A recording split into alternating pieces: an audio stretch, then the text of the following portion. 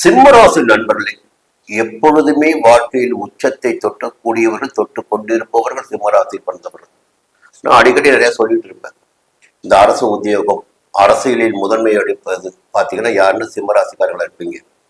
இப்போ வாழ்க்கையில எப்பொழுதுமே ஒரு முதலிடத்தில் இருக்கின்ற ராசி சிம்மராசி. சிம்மராசியில் பிறந்தவர்கள் தான். அது இயற்கையாக அந்த வாய்ப்புகள் தேடி வந்துடும். உங்களுக்கு சிம்மராசி பிறந்தவர்களுக்கு இயற்கையாகவே அதிர்ஷ்ட வாய்ப்புகள் தேடி வரும், செல்வாக்கு தேடி வரும், அந்தஸ்து கூடுதலாகவே இருக்கும். சரி, இந்த ஆடி மாதம் எப்படி இருக்க போகுது? எந்த கிரகம் எங்கே சஞ்சரிக்கிறார்கள், யார் பலன் கொடுக்க போகிறார்கள், யார் எதிர்மறையாற்றப் போகிறார்கள் பார்க்கணும்.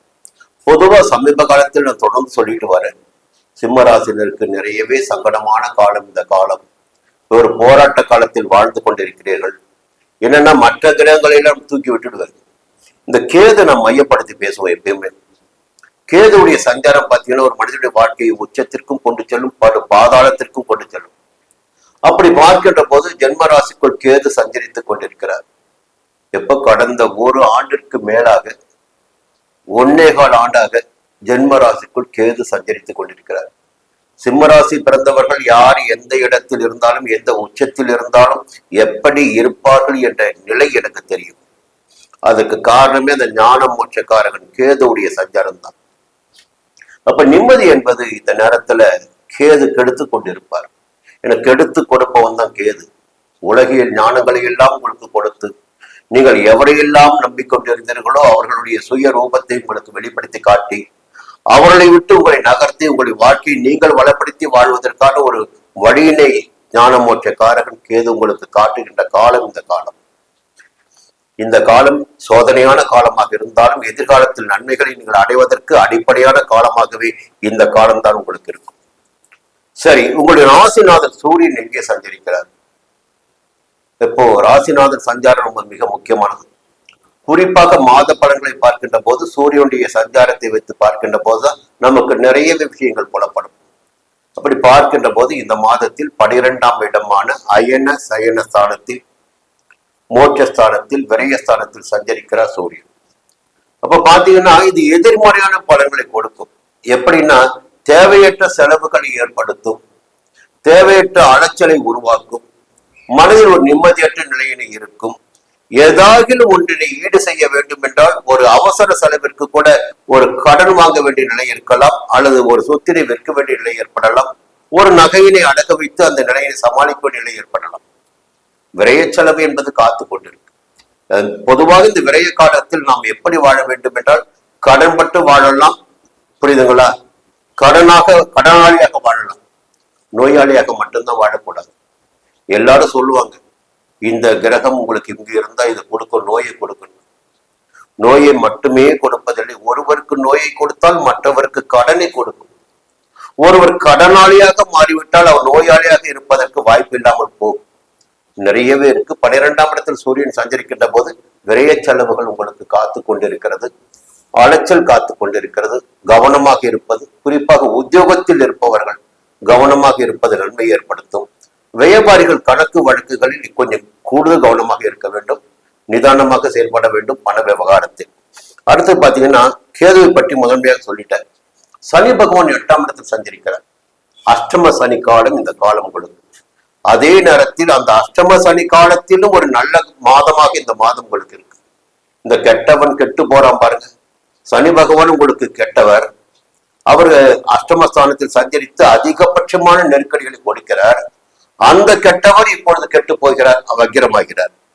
அப்ப சனி வக்கிரமடைவது என்பது சிம்மராசினருக்கு ஒரு நிம்மதியான மனநிலை கொடுக்கும். அப்பா என்று மூச்சு விடக்கூடிய அளவிற்கு ஒரு சந்தோஷத்தையும் நிம்மதியும் கொடுக்கும் சனி வக்கிர காலம். இந்த மாதம் முழுவதுமே சனி வக்கிரம் அடைந்திருக்கிறார். அதனால் சனியினால் ஏற்படுகின்ற சங்கடங்கள் என்பது உங்களை நெருங்காமல் போகும். இன்னொரு பக்கம் பார்த்தீங்கன்னா புதனுடைய சஞ்சாரம். உங்களுக்கு லாபாதிபதி புதன் தான், ஞாபகம் வச்சுக்கங்க. சிம்ம ராசியில் சிம்ம லக்னத்தில் பிறந்த யாராக இருந்தாலும் உங்களுடைய லாபத்தை நீங்கள் காண வேண்டும் என்றால் அது புதனுடைய 11ஆம் இடமான மிதுன ராசினரால் காண முடியும். புரியுதுங்களா? ஒரு லாப ஸ்தானமாகவே உங்களுக்கு மிதுனம் தான் இருந்து கொண்டிருக்கிறது. இப்ப லாபாதிபதியை வழிபடுவதன் வழியாக லாபத்தை அதிகரித்துக் கொள்ளலாம். அப்படி பார்க்கின்ற போது மிதுன ராசினர் என்பது சிம்ம ராசினருக்கு லாபாதிபதிகள். அப்போ அந்த ராசிநாதன் புதன் பாத்தீங்கன்னா ஜூலை மாதம் 31ஆம் தேதி வரை 11ஆம் இடமான லாபஸ்தானத்தில் ஆட்சியாக தன்னுடைய வீட்டில் ஆட்சியாக சந்திருக்கிறார். அப்போ எடுக்கின்ற முயற்சிகள் எல்லாம் வெற்றியாகும், எதிர்பார்த்த பணம் வரும், புதிய ஒப்பந்தங்கள் கிடைக்கும், ஒரு வங்கியில் கேட்டிருந்த பணம் கைக்கு வரும், ஒரு பெரும் தொகை கைக்கு வரும், புரியுதுங்களா?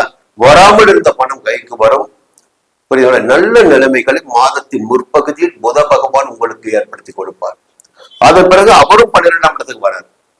சூரியனும் 12ஆம் இடத்தில், புதனும் 12ஆம் இடத்தில் மாதத்தின் பிற்பகுதி. அப்ப நிச்சயமாக ஒரு இடத்தை வாங்குவது, விற்பது போன்ற முயற்சிகள் எல்லாம் இந்த மாதத்தில் உங்களுக்கு இருக்கிறது. பெரும்பாலும் வாங்கக்கூடிய வாய்ப்புகள் மிக அதிகபட்சமாக இருக்கிறது. அடுத்து பார்த்தீங்கன்னா குருவுடைய சஞ்சாரம். குரு விரயஸ்தானத்தில் சஞ்சரித்துக் கொண்டிருக்கிறார். அந்த விரய குரு பாத்தீங்கன்னா அவரும் உங்களுக்கு யோகத்தை தான் கொடுக்கிறார். எப்படி சனி வக்கரமாகி இருக்கிறாரோ விரய குரு அஸ்தமனமாகி இருக்கார். அஸ்தமன குருவால் விரய செலவுகளை ஏற்படுத்த முடியாது. அப்போ எப்போ உதயத்தில் வருகிறார் என்றால் ஆகஸ்ட் மாதம் 9ஆம் தேதி. ஆகஸ்ட் மாதம் 9ஆம் தேதிக்கு பிறகு பார்த்தீங்கன்னா சுப செலவுகளை அவர் ஏற்படுத்துவதற்கு வாய்ப்புகள் உண்டு.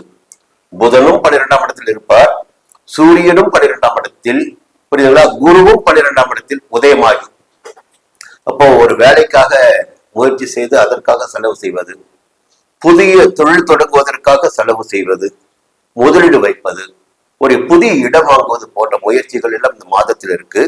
குருவுடைய பார்வை பார்த்தீங்கன்னா 4ஆம் இடத்திற்கு, சுகஸ்தானத்திற்கும் சத்துருஸ்தானத்திற்கும் அஷ்டமஸ்தானத்திற்கும். அப்போ வருமானத்திற்கு குறைவு இருக்காது, நிம்மதிக்கு குறைவு இருக்காது, சந்தோஷத்திற்கு குறைவு இருக்காது, எல்லாவித நன்மைகளையும் குரு ஏற்படுத்தி கொடுப்பார். அதே நேரத்தில் செவ்வாய் பார்த்தீங்கன்னா மாதத்தின் முற்பகுதியில் புதன் யோகத்தை கொடுக்கிறார். மாதத்தின் பிற்பகுதி பார்த்தீங்கன்னா செவ்வாயுடைய சஞ்சாரம் உங்களுக்கு சாதகமாக இருக்கு. 15 நாட்கள் மாதத்தின் பிற்பகுதி அப்படியே ஆகஸ்ட் 1ஆம் தேதி முதல் பாத்தீங்கன்னா செவ்வாய் 11ஆம் இடத்துக்கு வரார். அப்ப உங்களுக்கு பாக்கியாதிபதி செவ்வாய் தான் உங்களுக்கு. அவர் லாபஸ்தானத்திற்கு வருகின்ற போது பாக்கியத்தை அள்ளி கொடுத்தாக வேண்டும், வருமானத்தை கொடுத்தாக வேண்டும், நிம்மதியை கொடுத்தாக வேண்டும். சிலருக்கு பாத்தீங்கன்னா பெரியோருடைய ஆதரவு கிடைக்கும், விஐபிகள் ஆதரவு கிடைக்கும், அரசியல்வாதிகளாக இருந்தால் ஒரு செல்வாக்கு பெறக்கூடிய நிலையெல்லாம் இந்த மாதத்தின் பிற்பகுதியில் இருக்கிறது. பாக்கியாதிபதி லாபஸ்தானத்தில் சஞ்சரிப்பது என்பது யோகம். சுக்கிரனுடைய சஞ்சாரமும் சாதகமாக இருக்கிறது. 1ஆம் இடத்திலும் 2ஆம் இடத்திலும் வருமானத்திற்கு குறைவு இருக்காது, குடும்பத்தில் நிச்சயமாக நிம்மதி இருக்கும், கணவன் மனைவிக்குள் ஒற்றுமை இருக்கும், பிள்ளைகள் நலனுடைய அக்கறை இருக்கும், சொத்து சேர்க்கைக்குரிய மாதமாகவும் இந்த மாதமாக இருக்கும். இந்த மாதத்தில் ஆகஸ்ட் மாதம் 2ஆம் தேதி மாலை 3:15 முதல் ஆகஸ்ட் மாதம் 4ஆம் தேதி இரவு 8:29 வரை சந்திராஷ்டமம். சந்திராஷ்டம நாட்கள் மட்டும் கொஞ்சம் கவனமாக எச்சரிக்கையாக இருங்கள் போதும். பொதுவாக நெருக்கடிகளை விட ஒரு யோகங்கள் நிறைந்த மாதமாக இந்த மாதம் ஆடி மாதம் உங்களுக்கு இருக்கிறது. மீண்டும் அடுத்த மாதம் சந்திப்போம். நன்றி, வணக்கம்.